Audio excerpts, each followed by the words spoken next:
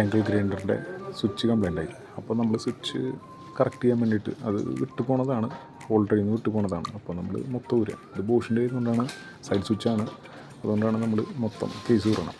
Case മൊത്തം ഊരുക.